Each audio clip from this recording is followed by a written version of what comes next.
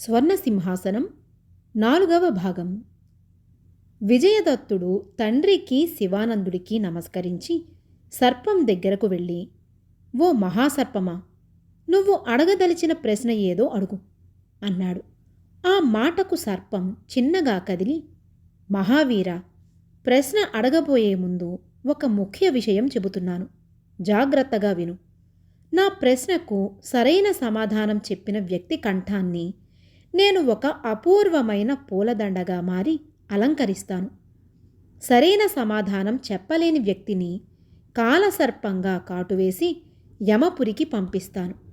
ఈ నిబంధనను ముందుగానే నీకు తెలియజేశాను. నీకిష్టమైతేనే ప్రశ్న అడుగుతాను, లేని పక్షంలో నువ్వు నిరభ్యంతరంగా వెనుదిరిగి వెళ్ళవచ్చు అన్నది. ఆ మాటలు వింటూనే మహారాజు అదిరిపడి, విజయా అని చేయెత్తి కొడుకును వారిస్తూ చప్పున గోతిలోకి దిగబోయాడు. మహారాజు ఆందోళన గమనించిన శివానందులు అతడి చేయి పట్టుకుని ఆపుతూ, యువరాజుకు ప్రాణభయం ఏమీ లేదు ప్రభూ, నా మాట నమ్మండి అన్నాడు ధైర్యం చెబుతూ. సర్పం మాటలు వింటూనే ఒక్క క్షణం తటపటాయించిన విజయదత్తుడు తరువాత గంభీరంగా, సర్పరాజా, నేను నీ నిబంధనకు లోబడుతున్నాను, ప్రశ్న అడుగు అన్నాడు. వెంటనే సర్పం, సరే విను, మూడింట మూడు చేత రాజు పాటించవలసిన 3 ఏవి అని ప్రశ్నించింది. ఆ ప్రశ్న విని కొద్ది క్షణాలు ఆలోచించిన విజయదత్తుడు, నీ ప్రశ్నకు నా జవాబు విను. ముప్పొద్దుల 3 లోకాల్లోనూ త్రికరణ శుద్ధిగా రాజు పాటించవలసిన 3 సత్యము, ధర్మము, న్యాయము అన్నాడు. వెంటనే సర్పం, శభాష్ మహావీర, సరైన సమాధానం చెప్పి నన్ను గెలుచుకున్నావు. ఈ క్షణానే నేనొక పూలదండగా నీ మెడ అలంకరిస్తాను. నేను నీ మెడలో ఉన్నంతకాలం ఎంతటి కాలకోట విషమైనా నీకు అమృతప్రాయమవుతుంది. ఇకపోతే ఇక్కడి నుంచి మరొక 3 అడుగులకు తవ్విస్తే నీకు మరొక అపురూపమైన కానుక కూడా లభిస్తుంది. విజయోస్తు అంటూ ఒక్కసారిగా గాలిలోకి నిలువునా లేచి మాయమై స్వచ్ఛమైన ధవళకాంతులు విరజిమ్ముతున్న పుష్పహారంగా మారి విజయదత్తుడి మెడలో పడింది. ఆ తరువాత తవ్వకాలు దాదాపు సాయంకాలం దాకా సాగి మరొక 3 అడుగుల లోతుకు వెళ్ళేసరికి కూలీలు పలుగులకు ఏదో లోహం తగులుతూ కంగుమన్న శబ్దం వినిపించింది. కూలీలు జాగ్రత్తగా భూనిక్షిప్తమై ఉన్న దాని చుట్టూ గల మట్టిని తొలగించసాగారు. మహారాజు గోతి అంచునే నిలబడగా విజయదత్తుడు మాత్రం గోతిలోకి దిగి భూగర్భం నుంచి బయటకు వస్తున్న ఆ లోహం ఏమిటా అని చూడసాగాడు. అంతలో సూర్యాస్తమయమై చీకట్లు కమ్మసాగాయి. అయితే దివిటీల వెలుగులో కూలీలు పనిచేయసాగారు. పని పూర్తి అయ్యాక వార్త పంపవలసిందిగా అక్కడున్న అధికారులకు చెప్పి శ్రీదత్త, విజయదత్తులిద్దరూ భవనానికి తిరిగి వెళ్లారు. మళ్లీ వార్త అందేసరికి సూర్యోదయం కావస్తున్నది.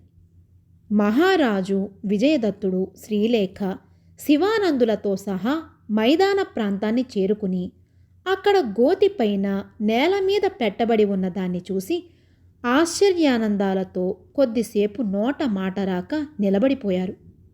ఎంతకాలంగానో భూ నిక్షిప్తమై ఉన్నప్పటికీ బాలసూర్యుని లేత కిరణాల వెలుగులో కాంతులు వెదజల్లుతూ రాచరికపు టీవీకి, హుందాతనానికి, స్థైర్య ధైర్యాలకు సాక్షిగా నిలిచి ఉన్న ఆ వస్తువు ఒక పెద్ద సింహాసనం.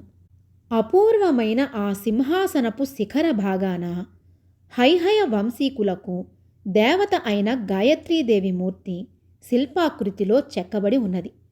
దేవి పాదాలకు దిగువగా ఒక పెద్ద పద్మాకారం అలంకారంగా చెక్కబడింది. దేవి కిరీటపు మధ్య భాగాన అమూల్యమైన వజ్రం ఒకటి స్వచ్ఛమైన ధవళకాంతులు విరజిమ్ముతుండగా పద్మానికి మధ్యలో ఒక కెంపు పొదగబడి రుధిరారుణ కాంతులు వెదజల్లుతున్నది. సింహాసనానికి 2 వైపులా 2 సింహాకృతులు ఉన్నాయి.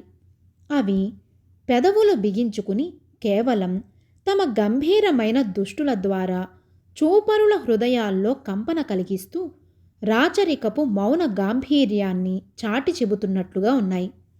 అద్వితీయంగా ఉన్న స్వర్ణ సింహాసనానికి 3 మెట్లున్నాయి.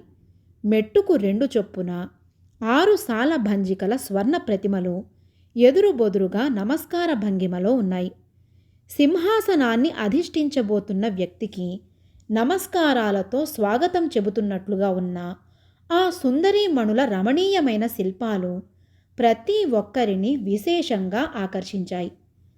సింహాసనం కేసి చూస్తూ మహారాజు సింహాసనస్థ అయిన తమ కులదేవతకు చేతులెత్తి నమస్కరించి మనసులోనే, అమ్మా, మేమంతా నీ బిడ్డలం. నీ పాదాల సాక్షిగా ఈ సింహాసనంపైనే విజయుడికి రాజ్యాభిషేకం జరిపిస్తాను. అతన్ని సర్వకాలాల్లోనూ ఇలాగే చల్లగా చూడు అని ప్రార్థించాడు.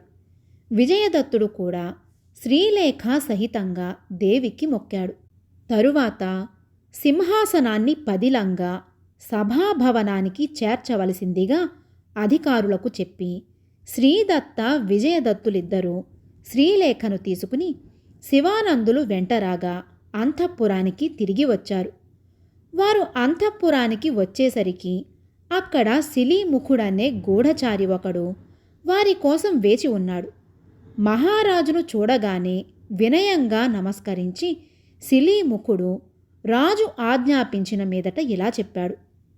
చంపక ప్రభువైన మరాళ భూపతి తన కొడుకు చక్రభూపతితో కొద్దిపాటి సైన్యంతో కాళింది దేశంలో విడిది చేసి ఉన్నాడు. కాళింది రాకుమారికి చక్రభూపతికి వివాహ ప్రధాన ఉత్సవం జరిపించడం కోసం అతడు ముందుగా వచ్చాడు. అయితే అనుకోని విధంగా కాళింది రాకుమారి అదృశ్యమైంది. ఆమె పురుష వేషంతో మన దేశానికే పారిపోయి వచ్చి ఉంటుందని మరాళ చక్రభూపతులిద్దరూ అభిప్రాయపడుతున్నారు. కాళింది ప్రభువు అనుమానము అదే. కాగా జరిగిందేదో జరిగిపోయిందని, యుద్ధ వ్యూహాన్ని యథాతథంగా కొనసాగనిద్దామని మరాళ భూపతి పంపిన వార్తకు కాళింది ప్రభువు తన అంగీకారాన్ని తెలియజేశాడు.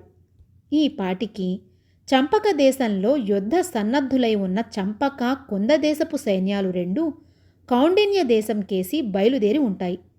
కాళింది సైన్యం మరాళుడితో ఉన్న కొద్దిపాటి సైన్యం జ్యేష్ఠ బహుళ పంచమి నాటి రాత్రి బయలుదేరతాయి.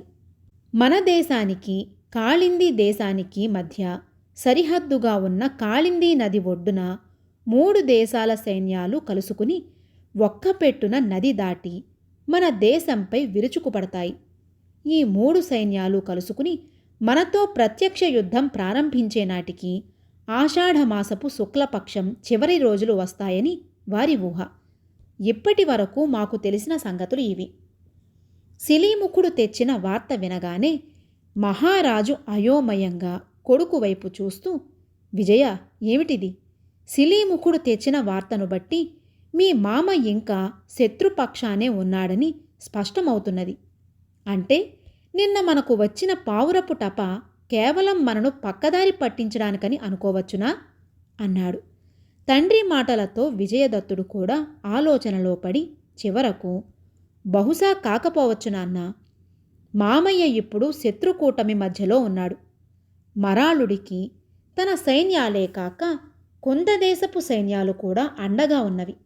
తన దేశంలో ఉన్నాడు కదా అని ఒంటరివాణ్ణి చేసి మరాళుణ్ణి అతని కొడుకుని బంధిస్తే అటు నుంచి చంపక కుంద సైన్యాలు 2 కాళింది దేశం మీద విరుచుకుపడే అవకాశం ఎంతైనా ఉంది.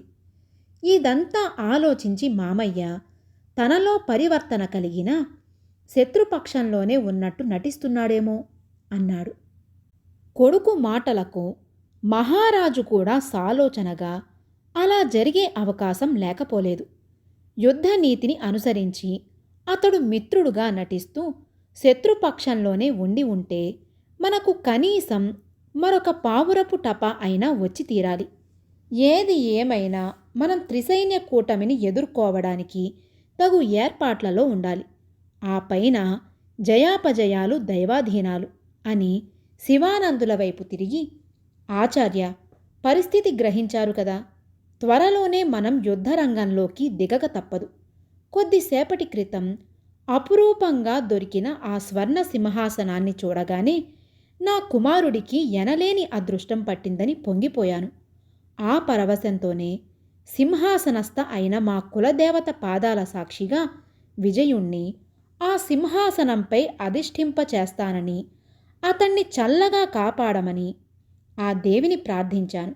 కానీ పరిస్థితి చూస్తుంటే నా కోరిక ఇప్పట్లో నెరవేరే అవకాశం లేనట్టు కనిపిస్తున్నది అన్నాడు. మహారాజు మాటలకు శివానందుడు మృదువుగా, మహారాజా, నే చెప్పదలుచుకున్న విషయాన్ని మీరే ప్రస్తావించారు. యువరాజుకు ప్రస్తుతం జ్యోతిశ్శాస్త్రంలోనే చెప్పుకోదగ్గ మహర్దశ నడుస్తున్నది. అతడికి నిన్నటి వరకు కాస్త ప్రాణభయం ఉండేది. నిన్నటితో అది కూడా తీరిపోయింది. ఇప్పుడు అతడి గ్రహస్థితి దృష్ట్యా అతడు పట్టిన ఇనుప ముక్క చంద్రహాసమై శత్రువులను వెంటాడి వధించగలదు. ఇటువంటి స్థితిలో అతడికి అపూర్వంగా లభించిన స్వర్ణ సింహాసనంపై వెంటనే ఎటువంటి ఆలస్యమూ చెయ్యకుండా పట్టాభిషిక్తుణ్ణి చెయ్యటం చాలా శుభదాయకమని నా మనసు చెబుతున్నది. విజయదత్తుడు మహారాజుగా సైన్యానికి నాయకత్వం వహించి విజయలక్ష్మిని వెంటబెట్టుకురాగలడు అన్నాడు. శివానందుల మాటలను శ్రీదత్త విజయదత్తులిద్దరూ వ్యతిరేకించలేకపోయారు. ఆ తరువాత కొద్ది క్షణాల పాటు అక్కడ నిశ్శబ్దం తాండవించింది. తన కుమారుడు మాట్లాడకుండా ఊరుకోవడాన్ని అంగీకారంగా భావించిన శ్రీదత్తుడు చేతులెత్తి దైవానికి నమస్కరిస్తూ, అంతా మా కులదేవత అయిన గాయత్రీదేవి దయ. గత కొద్ది రోజులుగా కలలో కూడా ఊహించని విధంగా జరుగుతున్న ఈ సంఘటనలన్నీ దైవ ప్రేరితాలు కాని మానవ కల్పితాలు కావు. మీ మాటలు వింటూ ఉంటే ఆ దైవం నా బిడ్డను పరిపూర్ణంగా కటాక్షిస్తాడన్న విశ్వాసం నాలో ప్రబలుతున్నది. అంతా మీ ఇష్ట ప్రకారమే కానివ్వండి అన్నాడు. మహారాజు మాటలకు శివానందులు ఆనందిస్తూ, చాలా సంతోషం మహారాజా. యువరాజు సింహాసనాధీశుడు కావడానికి సరైన ముహూర్తం కూడా నేను నిర్ణయించే ఉంచాను. నేటికి సరిగ్గా 4 రోజుల తరువాత జ్యేష్ఠ బహుళ పంచమి శుక్రవారం నాటి ఉదయం విజయదత్తుడి జాతకరీత్యా తిరుగులేని ముహూర్తం. ఆనాటి ఉదయం సూర్యోదయమైన 2 ఘడియల తరువాత అతన్ని పట్టాభిషిక్తుణ్ణి చెయ్యడానికి కావలసిన ఏర్పాట్లు చెయ్యండి అన్నాడు. శివానందుల మాటలకు విజయదత్తుడు అప్రయత్నంగా, అక్కడ శత్రుకూటమి యుద్ధానికి బయలుదేరే రోజే ఇక్కడ పట్టాభిషేకమన్నమాట అన్నాడు. శ్రీదత్తుడు శివానందులు పెట్టిన ముహూర్తానికి అంగీకరించాడు. ముగ్గురూ కలిసి పట్టాభిషేకం క్లుప్తంగా నిరాడంబరంగా జరపాలని, జనాన్ని ఆకర్షించే ఆర్భాటాల జోలికి పోరాదని నిర్ణయించుకున్నారు. తక్షణం రాజధానిలో విజయదత్తుడి రాజ్యాభిషేకపు ఏర్పాట్లు ప్రారంభమయ్యాయి. వాటితో పాటు యుద్ధ సన్నాహాలు కూడా తీవ్రతరమయ్యాయి. సైనికులు తమ కత్తుల అంచుల పదును రెట్టింపు చేసుకుని ఖడ్గ చాలనాన్ని మరింత తీవ్రంగా అభ్యసిస్తూ వాటిని తళతళమనిపిస్తుండగా, రాజభవనంలో అసంఖ్యాకులైన స్వర్ణకారులు తమ పనిముట్లతో అపూర్వమైన స్వర్ణ సింహాసనాన్ని మెరుగుపెడుతూ ఆ పరిసరాల్నే ధగధగలాడించడం ప్రారంభించారు. ఇలా రోజొక క్షణంగా గడిచి జ్యేష్ఠ బహుళ పంచమి రానే వచ్చింది. హైహయ రాజుల సభాభవనం కర్పూర, కస్తూరిక పరిమళాలతో పాటు అలంకారంగా వేలాడదీసిన రకరకాల పూలదండల సువాసనలతో ఘుమఘుమలాడసాగింది. భవనపు మధ్య భాగాన రకరకాల కుడ్య చిత్రాలతో, వివిధ రకాలైన మణులతో, ముత్యాల జాలరులతో అలంకరించబడిన విశాలమైన శాలలో అగ్రభాగాన ధగద్ధగాయమానంగా కాంతులీనుతున్న స్వర్ణ సింహాసనం అమర్చబడి ఉంది. సింహాసనపు దిగువ భాగాన ముఖ్య రాజోద్యోగులందరికీ ఆసనాలు ఏర్పరచబడ్డాయి. వారి వెనుక నుంచి సామాన్య ప్రజ యథేచ్ఛగా విజయదత్తుని రాజ్యాభిషేక సంరంభాన్ని తిలకించే వీలు కల్పించబడింది. ఈ ఏర్పాట్లు, అలంకరణలన్నింటికీ మకుటాయమానంగా సింహాసనానికి కుడి ప్రక్కగా వేద విధులైన బ్రాహ్మణులు కూర్చుని ఉచ్ఛస్వరాలతో వేదగానం చేస్తూ ఉండగా సింహాసనానికి ఎడమవైపున కూర్చుని ఉన్న సంగీత విద్వాంసులు తమ మంగళ వాద్యాల శృతులను మరొక్కసారి సరిచూసుకుంటున్నారు. ఎవరికి వారు అమితోత్సాహంతో ఎదురు చూస్తుండగా శివానందులు నిర్ణయించిన ముహూర్తం సమీపించింది. శివానందులు ఆజ్ఞాపించిన మీదట తండ్రి పాదాలకు ప్రణమిల్లి శ్రీలేఖతో పాటు స్వర్ణ సింహాసనపు తొలిమెట్టు మీద తన కుడి పాదాన్ని ఆనించబోయాడు విజయదత్తుడు. ఆ మరుక్షణం కోమల గంభీరమైన ఒక స్వరం వర్షాకాలపు మేఘంలా గర్జిస్తూ, "విజయదత్త, ఆగు" అన్నది.